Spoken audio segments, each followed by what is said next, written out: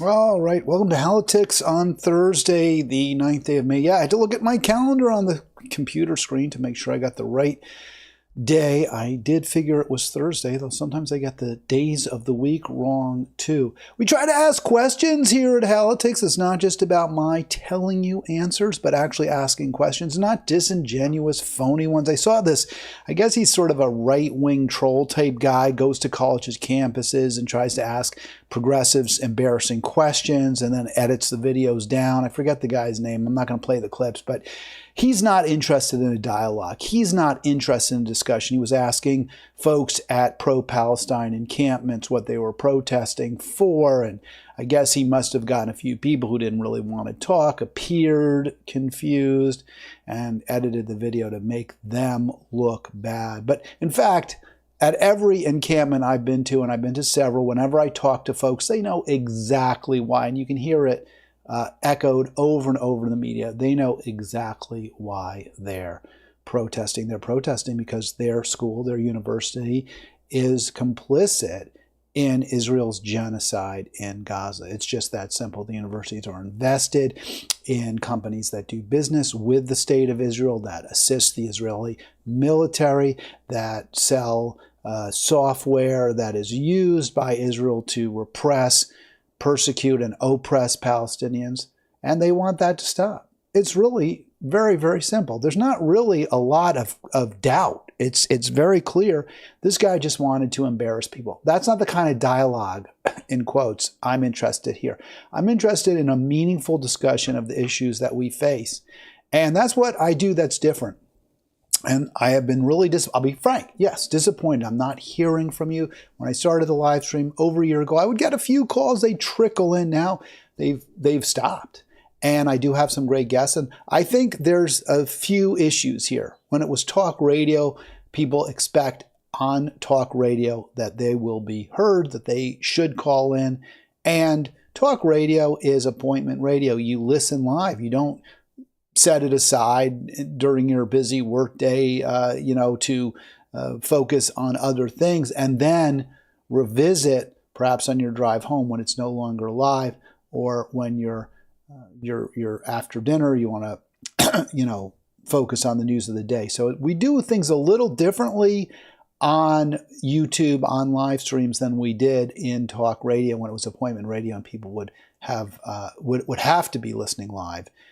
If they wanted to hear what you had to say, and therefore if they're listening live, they might as well call in if you said something provocative. Now, if I say something provocative, you probably can't call in because you may not have been listening live. I'm hoping that will change. I'm hoping people more and more will listen live. I know programs with bigger audiences do have folks live, obviously, who are commenting. And you can comment. You can always chat.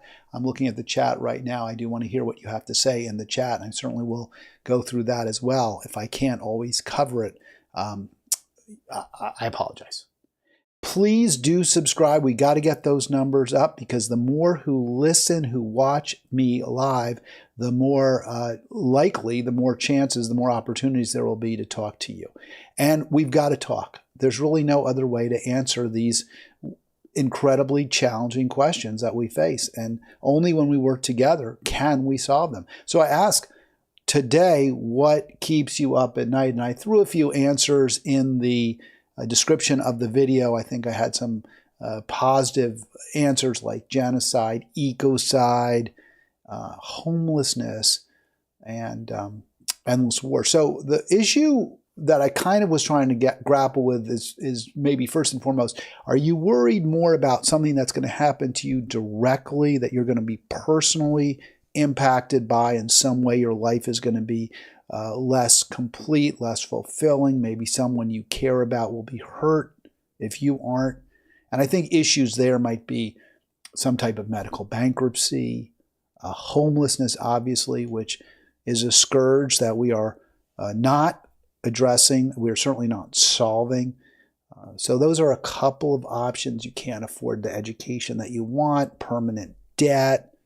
So are you more concerned about something that's going to happen to you in your lifetime or to someone you love in your lifetime? Or are your concerns more broad-based, more general, more universal? So I'll answer for myself what keeps me up at night. In fact, I asked that question because this morning, I couldn't sleep. I was up around 2:30 a.m. East Coast time, and I just could not sleep. So I watched an old movie, which is kind of my go-to, my safe space, or old videos. And by the way, look at that little hair there. It's not kind of gross. I probably should not notice my bodily imperfections online. But, it's kind of a stream of consciousness thing going on. Anyway, with respect to last night, why couldn't I sleep? I honestly was really thinking about Rafah.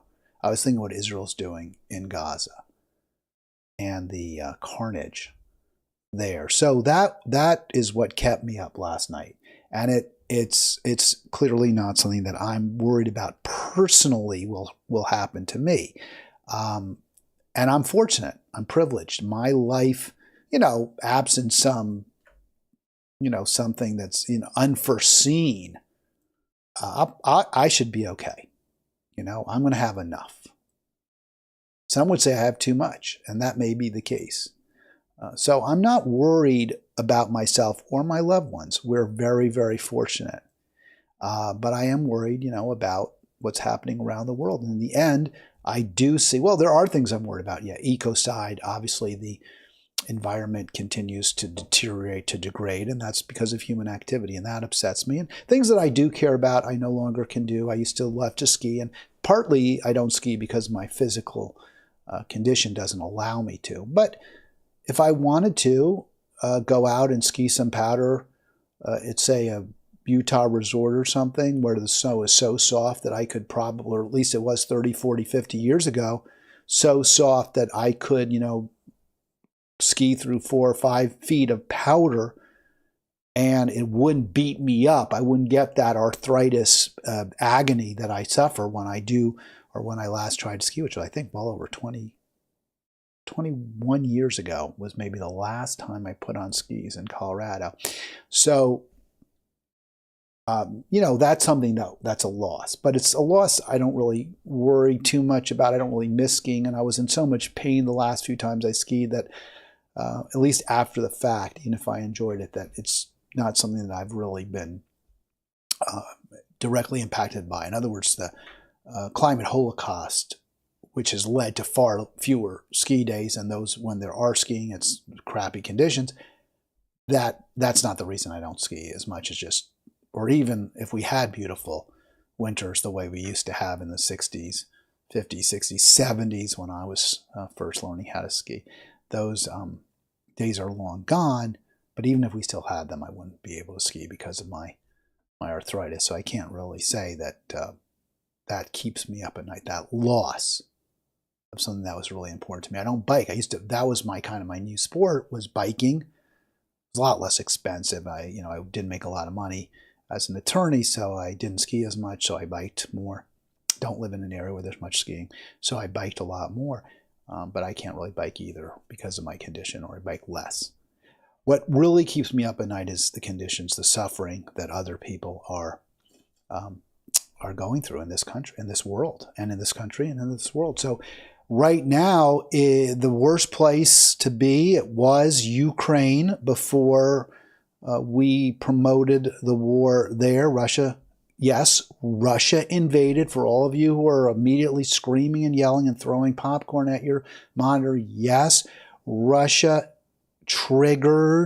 instigated the latest war there, but it was after quite a bit of provocation by the United States and the West, and opportunities to tamp down the assault there to broker some kind of a peace agreement were repeatedly just simply glossed over, ignored, and, rejected by the West. So up until, I guess, October of last year, Ukraine was the most dangerous place to be. Now it is Gaza. That's where life expectancy is the shortest. That's where you're most likely to be killed, is Gaza. And for all the talk by people like Bill Maher that the college students should be talking about China, and they should be talking about the repression by Burundi, which I don't quite know what Burundi is doing, but I'm sure it's something really bad, or how awful things are in Burma. Those are all true. No argument. Yes, those are really bad places. But the worst place right now to be, Rafah, Gaza. This is from today's Al Jazeera, my go-to source. They seem to get it right over and over and over again. Unlike the Times of Israel, unlike the New York Times, Al Jazeera has reporters on the ground. They take videos. They take pictures. We can see what is happening there. And it is very, very, very tragic. It is very ugly. It is genocide. So from earlier today, tens of thousands of Palestinians are attempting to flee Rafah as Israel shells eastern area of the city, where there's 1.5 million people. So that's well over half the population of Gaza, which was under 3 million when Israel began to invade. The continued closure of the border with Egypt is choking off entry of life-saving aid. And I think there are very credible reports now of starvation in Gaza. So that's what's happening now in your world. And we're complicit without any question whatsoever. I said I was going to try really, really hard to center on the true victims of U.S. imperialism, U.S. U.S. foreign policy, or domestic policy. And that's what I'm doing today. So, you know, some people might say, well, wait a second. Hell, it's not the U.S. anymore. We're not responsible. Biden, hey, he's paused shipments of all those, 3,500 bombs. Isn't that going to make a difference? Doesn't that kind of absolve us as a nation of sin? Well, no. I mean, I brought this up yesterday. I wanted to just make the point again. Haaretz, and this is from Al Jazeera, but this is what I played a clip for you yesterday from Haaretz, and this is what Al Jazeera is quoting from. The recent holdup will not affect the war in Gaza. And I really appreciate, again, that phrasing, the war on Gaza. It's not a war in Gaza. It's a war by perhaps the second most advanced military in the world. It's basically an arm, right? The Israeli military is an arm of the U.S. military.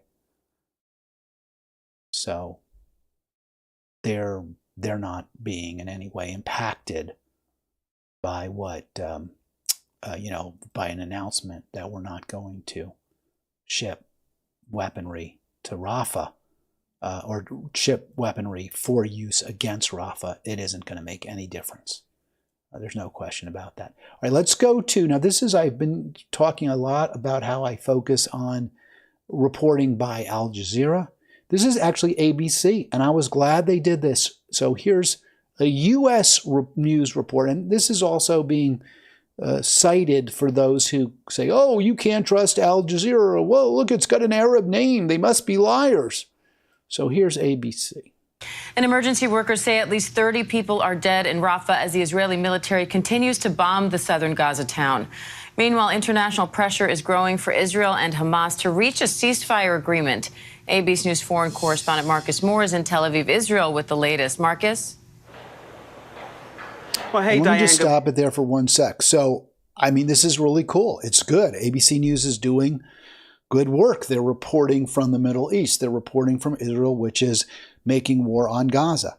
But as good as that is to have Marcus Moore, who, this is the first time I've ever heard of him or seen him on TV, but I think he does a nice job, as you'll see. He's not in Gaza.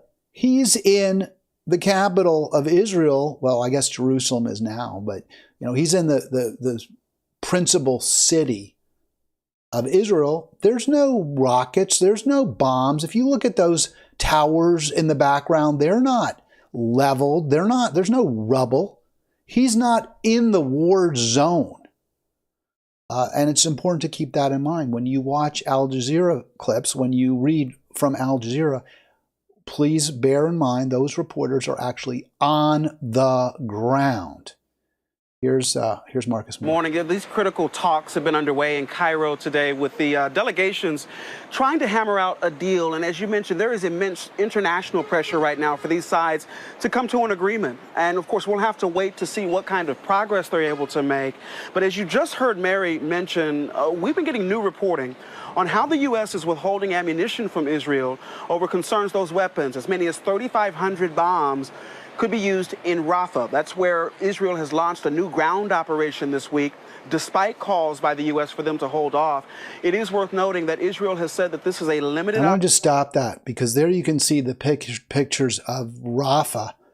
I'm not sure. I assume ABC got these images from Al Jazeera, but it could also be drone footage, because again, they don't have reporters on the ground as far as I understand. I know the New York Times doesn't. I know CNN doesn't. I don't believe ABC News doesn't. Again, Marcus Moore not in Rafah as he's reporting, but you can see.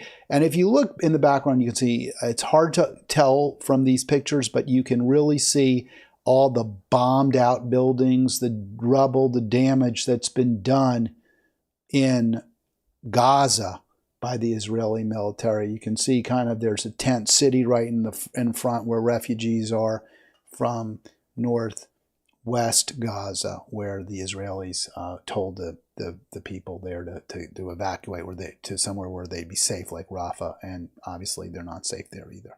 Operation, and a precise one. And the U.S. says it is not the massive military assault on the city that the U.S. had warned Israel about. As you know, more than 1 million Palestinians are taking shelter in Rafah amidst the humanitarian crisis there. And before launching these strikes, Israel dropped flyers urging more than 100,000 people in the eastern part of Rafah to evacuate to an expanded humanitarian zone. Now, I spoke on the phone with a Mohammed Tabit. So I want to stop it here because, as I mentioned, the reportage by Marcus Moore is from Israel, right? He's in Israel, but he does talk to a Gazan family via phone. And it's really interesting, isn't it, that he's able to get that, cell phone service right into Gaza. It's really fascinating to me. I was quite interested in that fact, as well as the fact that this reporter has the name and number of a family in Gaza that he can talk to, who evacuated his family from Rafah after getting those flyers. We saw video of him. He crammed his family into a supply van. They drove through devastation to get to a safer area. And I asked him about the entire situation and what his message might be. And just you can see, I guess that's the family car as they're driving towards some sort of safety, and all the damage, just the complete rubble, the waste that Israel, and I won't even say left behind, because it's there, it's moving in. That's what Israeli bombs or American bombs have done. That's what we are doing. And, people used to say, well, if you didn't vote for, don't blame me for Trump, I voted for Hillary, that kind of thing. So if you voted for Joe Biden, and I, by the way, voted for Joe Biden, I don't know how we can escape at least some responsibility for this, some guilt, some duty, some moral obligation to try to change the government. Because, I just don't. You say, well, if we didn't vote for Biden, you'd have Trump. It'd be worse. Well, maybe, but we didn't vote for Trump. We voted for the guy who's responsible for this right now. To all of us who are watching this unfold, and here's a bit of what he told me. Humanity matters more than most. Humanity is what really matters. It's not worth it. It's really not worth it. All this war, all this struggle, because politicians couldn't find a peaceful solution. He and his family praying for a solution. He told me he had to move his family multiple times because of the fighting. And he simply adds that people, Diane, in Gaza and in other parts of the Middle East are exhausted. All right, so that's the video. And I didn't play the very, very end where the anchor says to Marcus Moore, stay safe. And I thought, when I first heard her say to the reporter, stay safe, I thought, well, that's nice, good. I'm glad she's showing some concern on air for her colleague, and I'm sure it's totally heartfelt, but he's not really in danger. It's that Gazan family that's at tremendous danger for death, injury by the Israeli military weapons that we supplied, by starvation, disease. That's honestly, that is what keeps me up at night. If I were that family, then I would be up at night worried about myself. So if you get a chance to call, I really want to hear from you. 240-242-5646. Are you more worried right now about yourself, about what could happen to you, about what could happen to someone you care about, you love, personal investment in something that's harmed by the way things are, or are you more like I am at this point? And I think it's your privilege if you can worry more about other people. You know, you're fortunate enough that you have that breathing space that you can worry about what's happening to others rather than yourself. And I know some people have emailed me and said, you don't really care about anyone else. When you call for higher gas taxes, that just proves you don't care about yourself, because you don't even drive a car with gas that uses gasoline. So you don't care about the harm it's going to cause. And I mean, personally, I care about what we're doing to the planet, and I want to stop that ECOCIDE, and I don't know any other way to do it besides raise the price of gasoline and other fossil fuels. So I guess that is being selfish, right? I mean, I'm thinking about myself. Of course, the ECOCIDE is hurting others much more than it's hurting me. There's an argument that the war in the Middle East right now, Israel's war in Gaza, Israel's war on the Palestinians, more broadly, is in large part driven by the climate holocaust, that there's not enough water. There's water shortages throughout the Middle East, and just like the Nazis used Lebensraum, living room, as their mantra for invading Russia, we need more space for Germans. The Israelis, to a significant degree, are perhaps worried that they need more water for Jews, for Israelis, for Israeli Jews. So certainly the climate holocaust may be part and parcel of this war, just as our ongoing dependence on natural gas and other fossil fuels and oil, petroleum, is driving the war, the proxy war in Ukraine.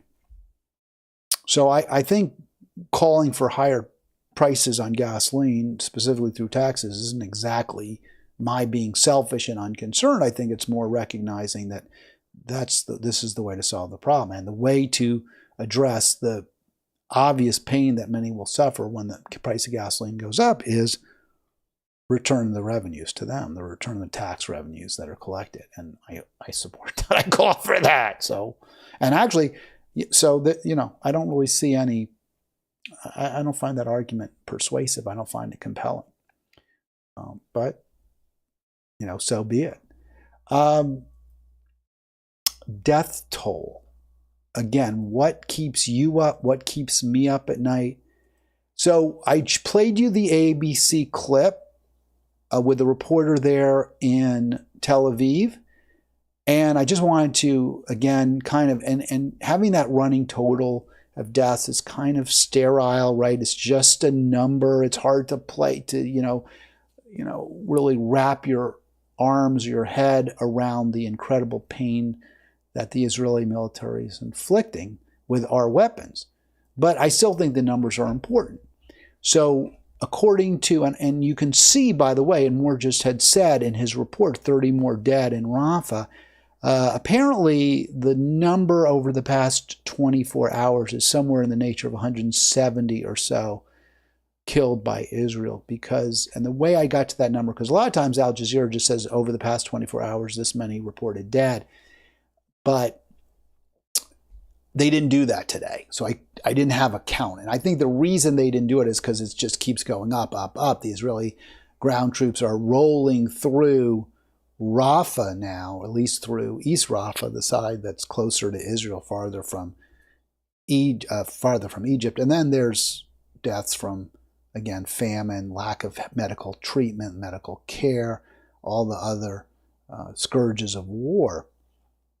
And they're worse, they're exacerbated because Israel bombed the hospitals, bombed all the institutions, universities, and the like, where maybe people could have gone to get some kind of treatment, some kind of care.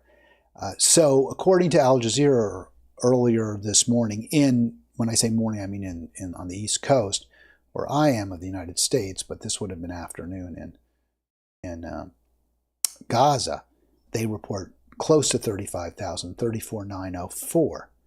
Just a little earlier in the day, so this ABC News report I have there is from 5-6 hours ago, whereas the Al Jazeera reports from 2 hours ago.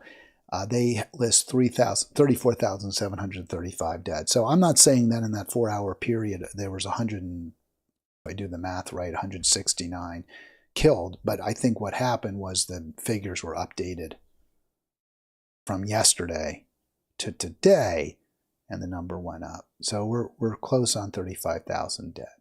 I want to make one other point. According to, I think it's Haaretz, I'm not really sure which, maybe it was ABC. Yeah, it's ABC. I didn't add this. It's below that. But ABC listed that Israel has about 1,700 dead from October 7 on. So including the October 7 victims, which number around, I don't know, it was originally estimated around 1,400. It was reduced, it's been reduced to about 1,150, give or take a few. So Israel suffered in total about 1,700. That includes Israeli military and other reprisals by Hamas to the extent they've been able to get at Israelis. About 1,700. So 20 plus times that dead at the hands of Israel.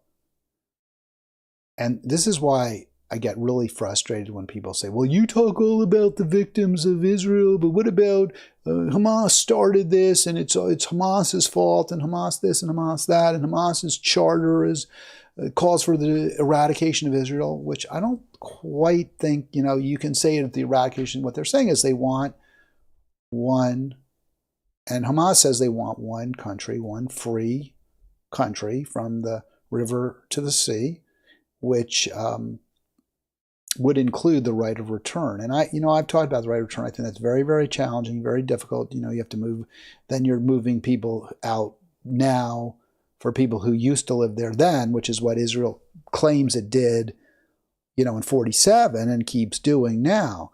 So that's problematic, but you definitely need to have one free country where every single person, regardless, it can't be a theocracy, it can't be a Jewish state. You just cannot have a Jewish state. It's just not. It's not democratic, it's not free, it's not right. And the wrong of the Holocaust, as evil as it was, cannot be righted by another wrong, which is displacing Palestinians and taking their lands away from them, which is what Israel's doing. That's not the way you respond to the evil of the Holocaust. And in fact, we're really sort of seeing the fruits of the Holocaust, those who have been repeatedly taught from the time when they could speak almost throughout school and on that they were victims, that they're victims. They're, because of their Jewish heritage or their Jewish blood, their grandparents, their great-grandparents, maybe their parents, maybe there's a few Holocaust survivors. There probably are a few. There are a few still living in Israel that they, are the eternal victim. And only by responding with guns, with bombs, with killing, can we protect ourselves. And obviously that's the completely wrong message. But it's the one they have and have been trained and taught in many, even in this country. And as a result, where the past isn't dead. In fact, it isn't even past. We're seeing the Holocaust reenacted now. And that keeps me up at night. It breaks my heart.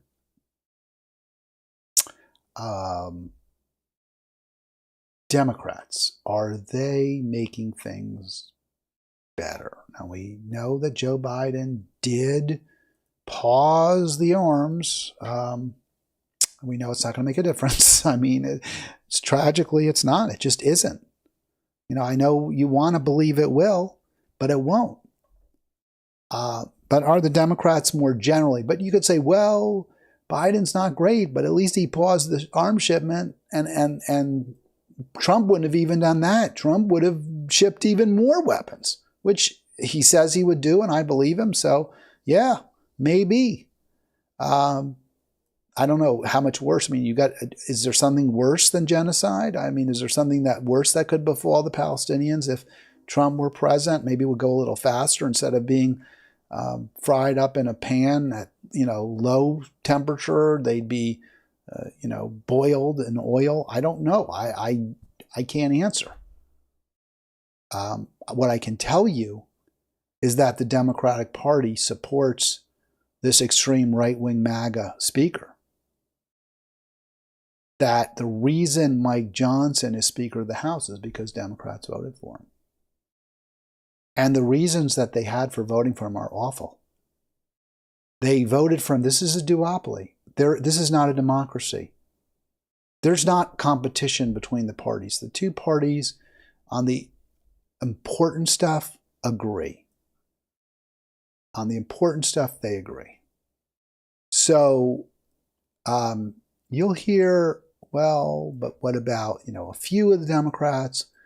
This is from the New York Times today. A few of the Democrats. It wasn't easy for them. It was hard to vote for the guy who's against reproductive rights, who has given aid and comfort to the lie that Trump really won 2020. It was rigged against him, that the votes were suppressed. But it was hard. So I guess we're supposed to feel bad for them that they had to vote this difficult vote. The hell they had to vote. They didn't have to. They shouldn't have voted for Mike Johnson. It was the wrong thing to vote for. Yeah, please click subscribe. There it is. Click subscribe to Halitics. And hey, 32 voted against the effort to table Marjorie Taylor Greene's bill. So I guess those are the good Democrats. The AOC, she did vote against it. Again, it's performative. It's BS. What House leadership wanted, what Joe Biden wanted, was Mike Johnson to stay Speaker of the House. And as long as the House leadership embodied the Democratic side by Hakeem Jeffries, as long as the Democratic leaders got what they wanted, enough votes to keep Johnson comfortably Speaker, they're fine. This extreme MAGA Republican Speaker, this guy who goes on college campuses and excoriates, berates, attacks the pro-peace protesters, that's who the Democratic Party voted for. That's who they supported. Just as they supported the corporatist from Wall Street and AIPAC to be their leader, Hakeem Jeffries, so they voted for Mike Johnson to stay Speaker. And the fact that a few of them voted against Johnson is meaningless. There's almost no question that Hakeem Jeffries told AOC, I wouldn't be surprised if AOC went to Jeffries. Oh, do you mind if I vote against Johnson? No, it's okay. You can vote against him this time. Ilhan Omer, do you mind if I vote against Johnson? Ayanna Pressley, do you mind if I vote against Johnson? Mr. Minority Leader, do you mind? Oh, no, you can vote again. We got enough votes. I counted the votes. You're fine. Go ahead. You're fine. You're good. So there's no opposition. Okay, there's no opposition to endless war, or the only opposition is the extreme right wing, is the Marjorie Taylor Greene's, and it's a certain kind of right wing because she's no farther right than Mike Johnson. In some ways, she's to the left of Mike Johnson when it comes to Ukraine aid. She's to the left. Marjorie Taylor Greene is to the left of Jamie Raskin when it comes to aid to Ukraine. There's no progressive, meaningful, powerful, impactful progressives in Congress. None. They do what the Congress member from Wall Street and AIPAC, Hakeem Jeffries, tells them to do. It's just that simple. And please, I don't have it. Do I have it? Yeah, I wanted to just show this. So here's a few of the folks. And I'll get into that, why the Democrats voted why some of them, well, why they backed the bill, let's put it that way. Why do they back the bill? Here, so a couple of your hard right progressives who voted for Mike Johnson, the MAGA speaker, to stay speaker, Katie Porter. And, you know, I supported Katie Porter much over the that awful, I can't remember now, one of the worst, you know, just an absolute despicable warmonger, Adam Schiff, right? But Katie Porter voted with Schiff, yeah. Yes, on Mike Johnson. Jamie Raskin, yeah, no, and there's no surprise there. Jamie Raskin's all in for war with Ukraine. So no surprise there. But don't ever make the mistake of thinking they're on your side, that they're progressive, that they're for peace, that they're on the side of poor, struggling, and working people. Don't believe that. Don't fool yourself. Don't tell yourself, because they're not. Why did they vote? Why vote for this guy? It's a price they're willing to pay, because he pushed through that assistance for Kiev. Endless war, hundreds and hundreds of thousands of casualties there. Country is decimated. The land is laid waste. And now having 60 plus seniors fighting in the military, reducing the draft age, it's not enough. Now they're all set to put uniforms on incarcerated people in Ukraine. Yeah, that money's really well spent. Really smart. Really good investment. That's your Democratic Party. There's no difference. They're on the issues that matter most. There's no difference between them. The guy that the Democrats voted for worked furiously to display his deep conservatism.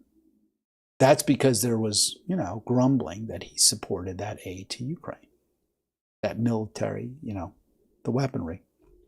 There was grumbling. And I know that, you know, Jamie Raskin, you know, at the behest of Lockheed Martin's all in for it. But there actually are Americans who don't think we should be involved in that disastrous war. There actually are Americans who are against it. And they're not happy with that vote. So Mike Johnson railing against the pro-Palestine protests, we mentioned that. Assailing Biden on war. Now, I assail Biden on war too, so I guess we should be grateful that Mike Johnson is critical of Biden's war machine. But in fact, he's even worse. He's saying Biden's not far enough, hasn't gone far enough. You know, that's what keeps me up at night. We've got two parties, each worse than the other. And that's all we got. That's what keeps me up at night. What keeps me up at night is that people that I know are extremely intelligent, extremely well educated, and I think are compassionate, empathic people, are incapable. They seem congenitally incapable of having any sympathy for the Palestinian victims of the Israeli military. And yet they insist on the barbarity of Hamas because of what they did on October 7, and using that to justify Israel's rampage through Gaza, even though the victims of October 7 who are still alive, the hostages and their families, want to go home. They could if Israel would stop the killing. And yet there are so many people I know, I was talking to my wife about this. I said, you know, those people, I'm not going to give you, any names. I'm not going to tell you who they are, even obliquely, but, you know, they're nice people, they're kind people, they're considerate people. And yet there's that complete null there's a vacuum, there's a void when it comes to areas of compassion for the victims of Israel. And I don't get it, honestly. I really don't. It's kind of beyond me. I used to kind of understand it, right? I really don't anymore. I used to kind of think, well, yeah, there really is anti-Semitism out there.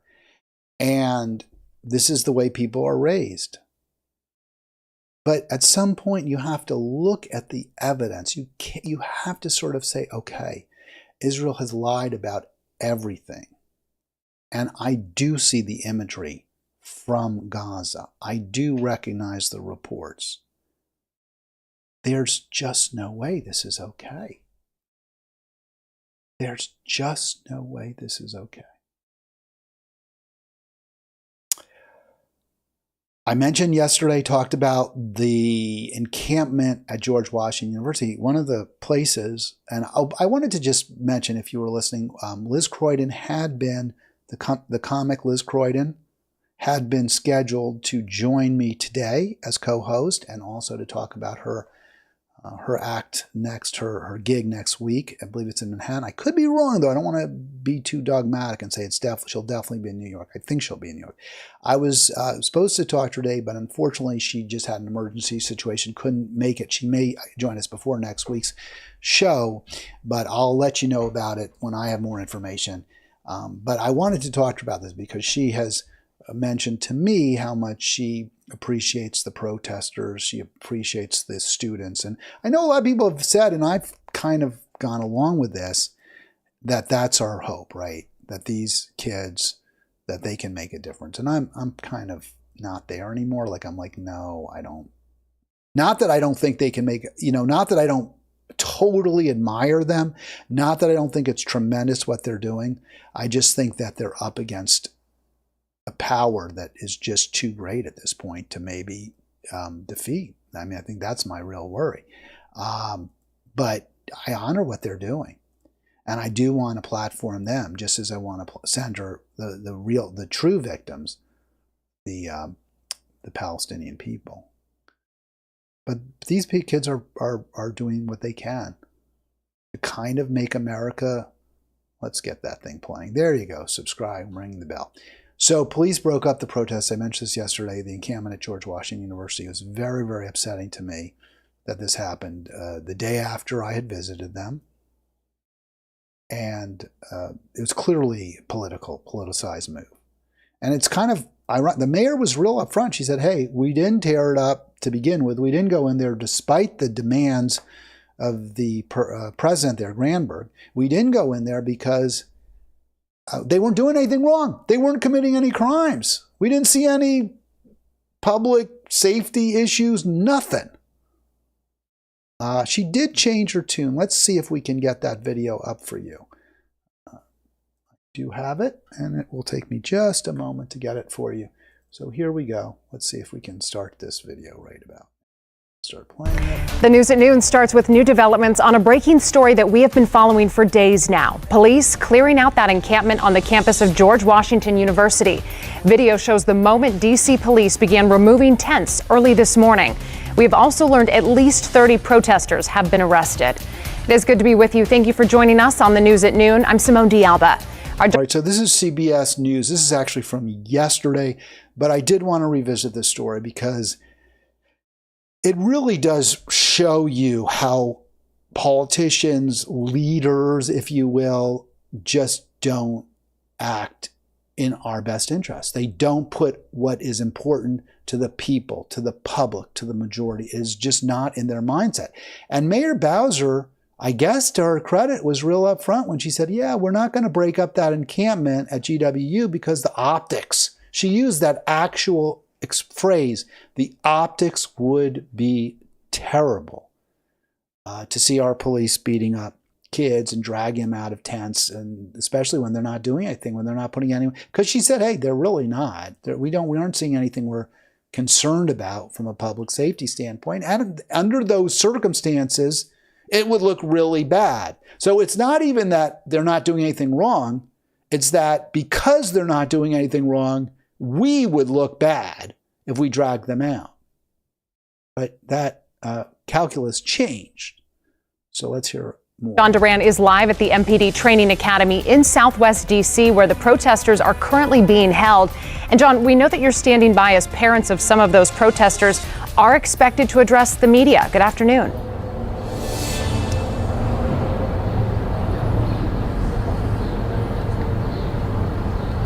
Yeah, good afternoon, Simone. This is actually the Council on American Islamic Relations building. We're in Southeast D.C. This press conference got moved, and I believe it is just getting started right now. It's a group of George Washington University students, parents of students, alumni, and even faculty condemning the school's leadership, including...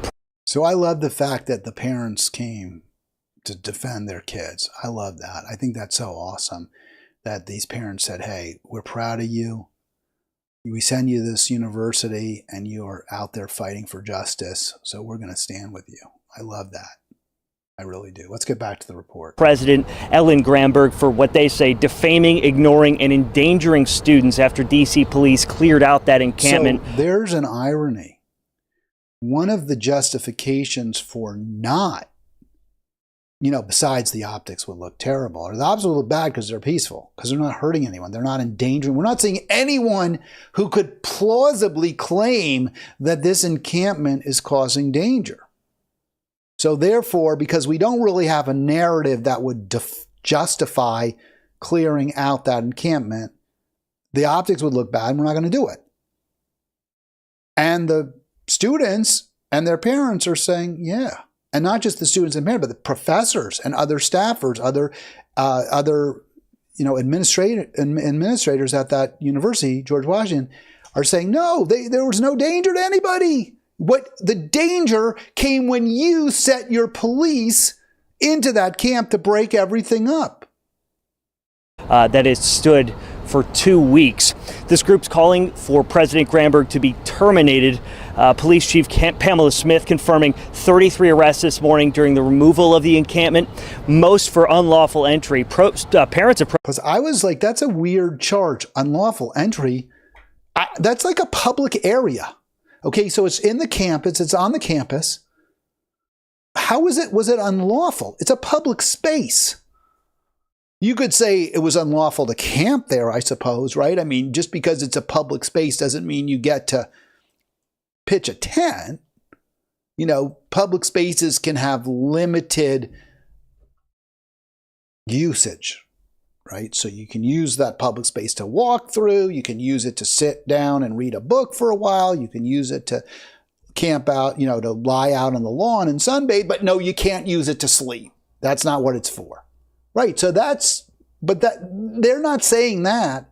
They said unlawful entry, but they've been there for 2 weeks. How are they entering it unlawfully? They've been there for 2 weeks. Protesters say in the release this was an anti-genocide protest. This morning, D.C. Mayor Muriel Bowser addressed the removal of the encampment on the same day her and Smith were supposed to testify before Congress about the refusal to remove the encampment. All right, so again, I'm going to play that again because it's really important and I don't want it to get buried. I don't want to bury the lead. But the mayor is going to speak. You'll hear from her in this clip. They did a nice job on USA 9.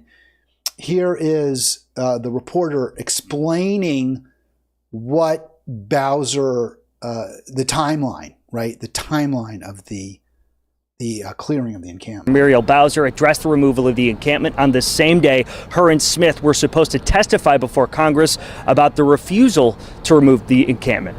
All right, so the police clear out the protesters in the early morning hours on the same day that the police chief and the mayor were supposed to testify before Republicans in Congress. Here she goes. MPD's response to First Amendment demonstration is apolitical.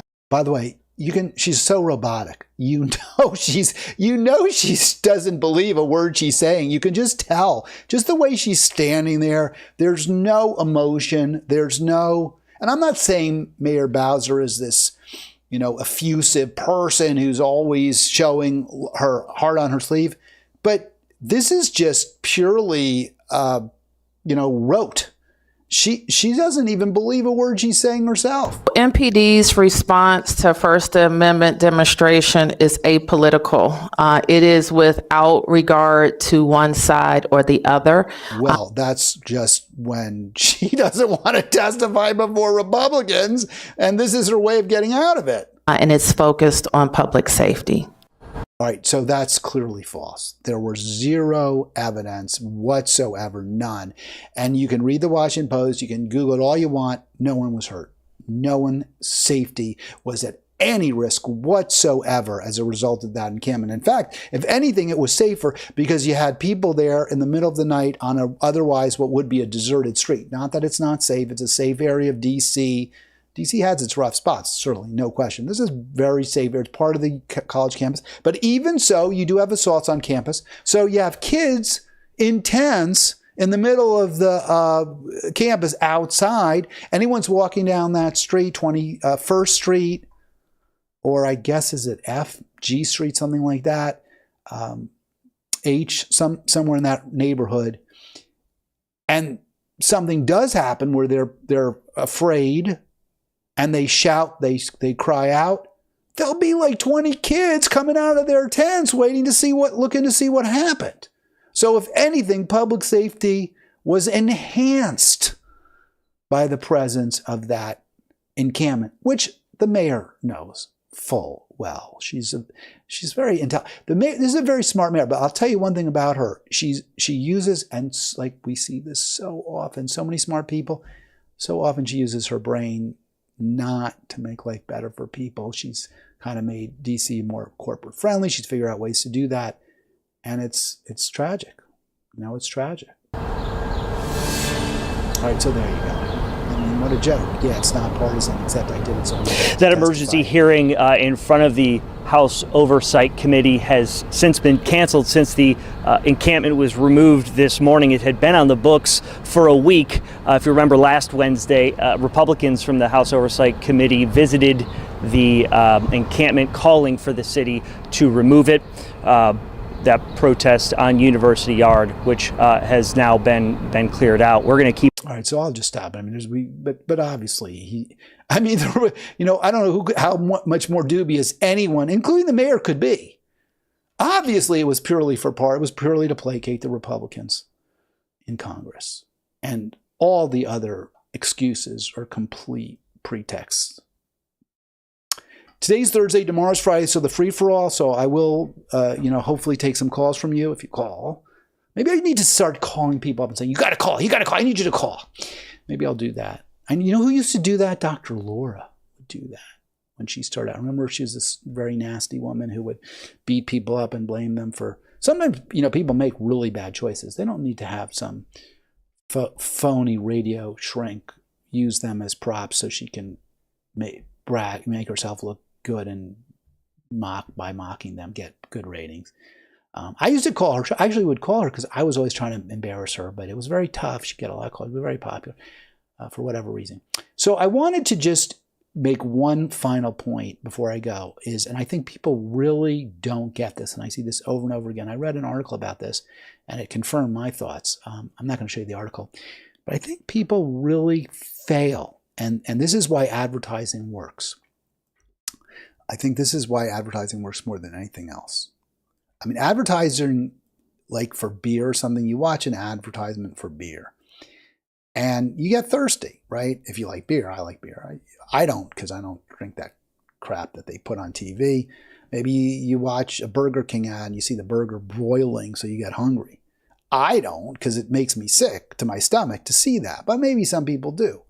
So that's not exactly what I'm talking about. I'm talking about people who, celebrity spokespeople. I'm talking about purported experts when they give you some song and dance about how great Goop is, right? Like, what's her name? Paltrow, right? She talks about how great Gwyneth Paltrow is. She talks about how great Goop is. And she owns the company. And, it's just snake oil. It has zero therapeutic value whatsoever. Or maybe like she took some Nivea or some Kerry lotion or something and put it in her own, branded it a Goop.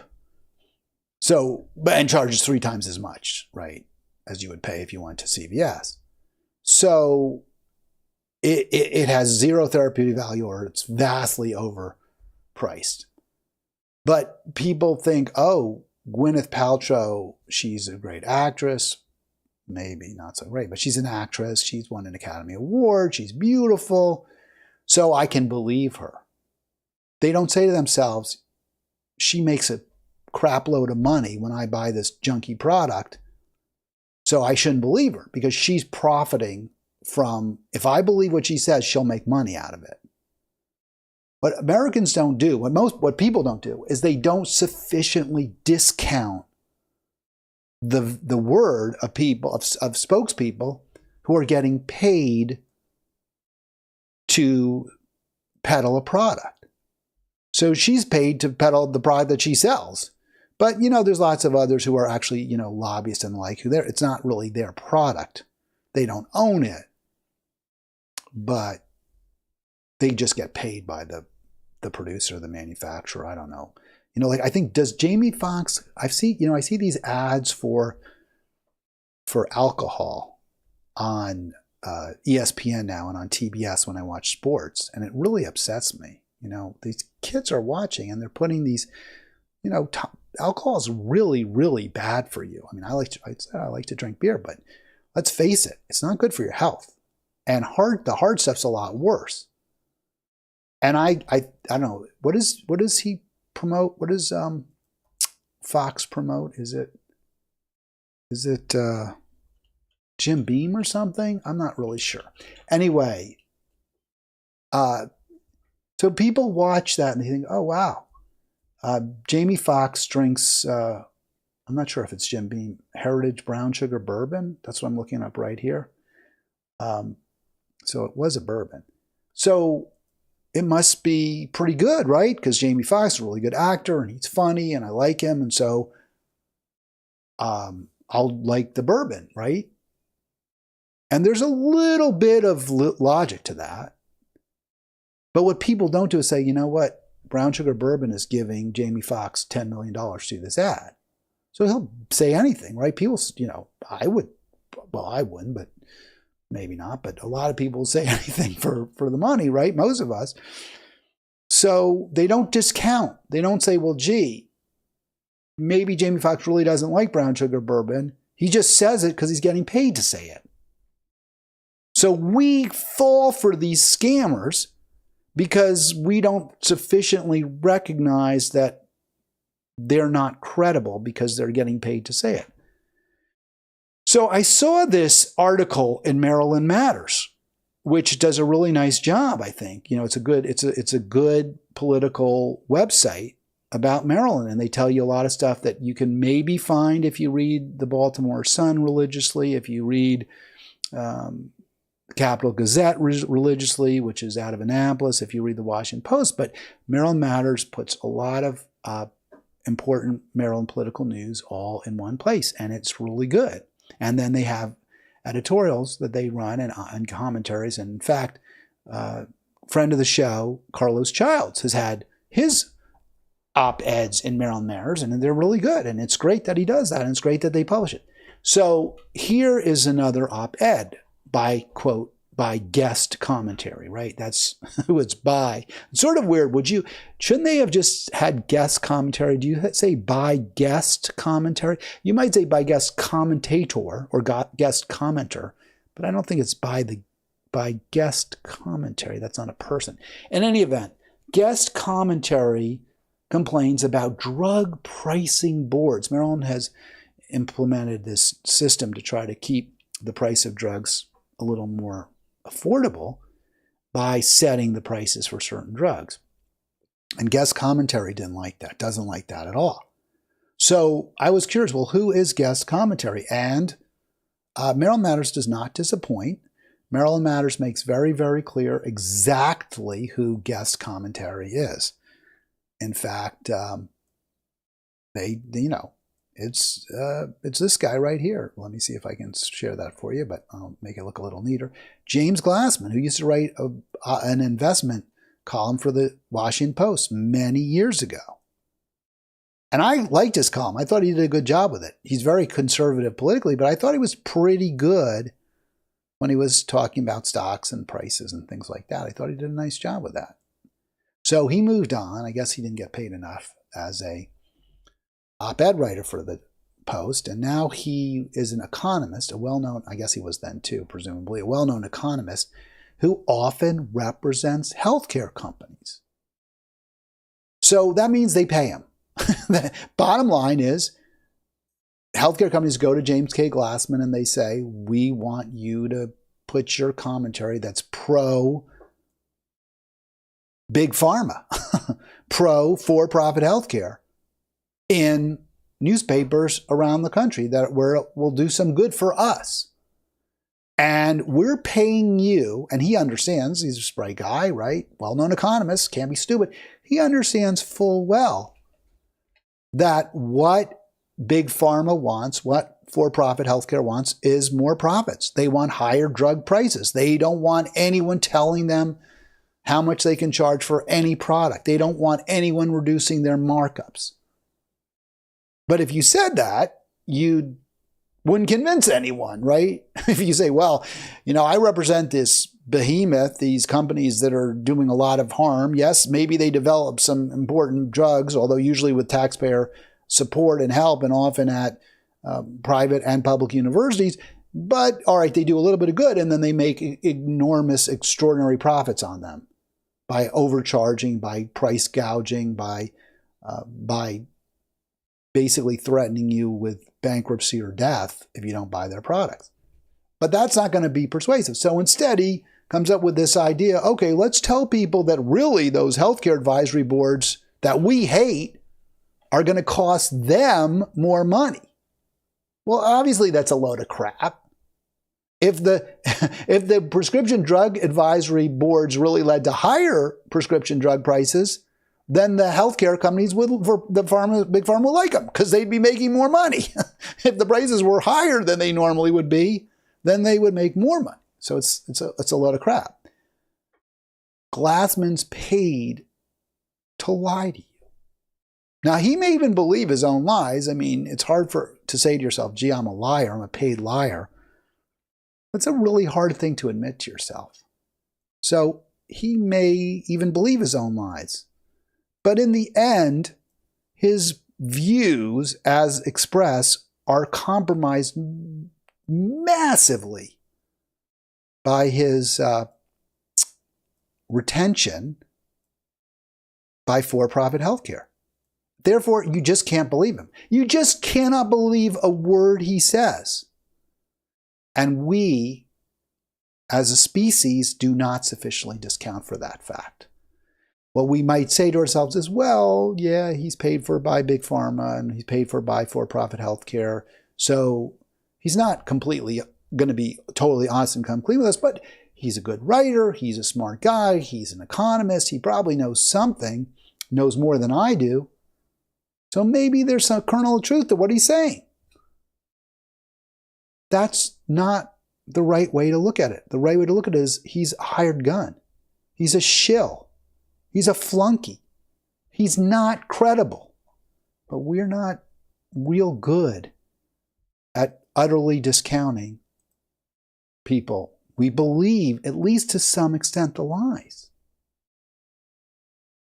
So before I go, I just want to kind of bolster what I just said about this crap about if we let, which is what Glassman's argument is, having the government set prices means you'll pay more than if we let private industry set the prices however they want. So we're seeing in California and San Francisco just how far we can trust corporate America to set prices fairly. So here's this major antitrust suit, alleges 6 chains with Bay Area locations. So these are big chains. I don't know, Ramada, Marriott, I'm not sure which ones were part of it. Red Roof Inn, I believe. I could be wrong about this, so don't take my word for it, but they all collude to fix prices. And I read the article. I'm not going to show you because this is all I've got. But when there isn't government health boards, when you are relying on private industry to set prices fairly, so often, as Glassman argues, they do. So often, they don't. And it's interesting, too, because you can expect, and the article talks about this, I don't know if this one in CBS, but the one I read about, the colluding, that it's much harder for hotels to set prices. There's much more incentive to cheat. In other words, if you're a price fixer and you all agree we're not going to sell a room for below $200 a night, it's a lot more challenging to keep everyone in line. Because if everyone else is charging $200 a night and you charge $189.95, you're going to fill your hotel, right? So it's very tough when you have a whole lot of people all conspiring to keep prices, and that's 6 chains. And there are more than 6 chains, and there are lots of individually owned hotels too. So it's very hard for price fixers in a relatively competitive market with a lot of actors, like the hotel industry, which still has some independent, right? They're independents. They're not just chains. And some of the chains have independent owners. So you might be saying like a Motel 6 or a Motel 8, Super 8 or whatever it is. I may not have stated Motel 6. I have stated Super 8s. They may be franchises. So they're not owned by the chain itself. Now, if you go to a downtown Marriott or a Hilton, that's going to be owned by, those are billion-dollar or close to billion-dollar units. Just that one hotel might be a billion-dollar hotel or close. So it's unlikely they're owned by an individual. But you go to a Red Roof Inn off of Highway 5, that could well be owned by the man or woman behind the desk who checks you in. So it's very tough to keep prices higher than the market equilibrium in a competitive market like the hotel industry. The comparison with the big pharma is instructive because they have a government monopoly. If you're Pfizer, right, Viagra, I know there's generics, but for a while there, Viagra was the only was only purveyed, and then they came up with these other ones. Was only purveyed by Pfizer. So Pfizer could charge whatever it wanted. If you wanted Viagra, you had to go to Pfizer and pay their price. It's very different. You want a hotel room, you can go to this hotel or that hotel. I was in Akron a couple of years ago, and I was surprised at how high the prices were. And now I know why. I mean, it was like $159 in Akron, which is not like the most desirable place to go. It's not like a downtown San Francisco. And every hotel was like $159, $169, $179. They weren't competing on price. They all agreed. They had some flunky going around and saying, this is what we're going to do, and we're not going to take less. And you know what? If you're going to have a few empty rooms, accept that. Accept that you'll have a few empty rooms. In the end, we'll all make more money this way. So that's how big and sometimes small businesses act. When they set prices, they don't give a rat's fat butt about you. The only thing, they're going to go against their own perhaps best interests individually versus the crowd, because they're all going to make extraordinary profits if they keep that price artificially high. But each individual hotel owner might make even more by themselves if they price just a little lower than the others. But they've all agreed, no. Because if we do that, we'll have another price war. We'll keep slashing prices. We'll all be cutting down and cutting down. We're not going to do that anymore. We're going to accept having empty rooms in return for higher profits for the entire industry. That's not how capitalism is supposed to work, but that's how it so often does. What a shock people are, giving up on the system, don't believe either party's on their side, can't can't feel good about our country's political system. I mean, because it's not something to feel good about. All right, I'll be back tomorrow. Hope you will finally, some of you, if maybe you're watching on delay, watch tomorrow at noon and call in.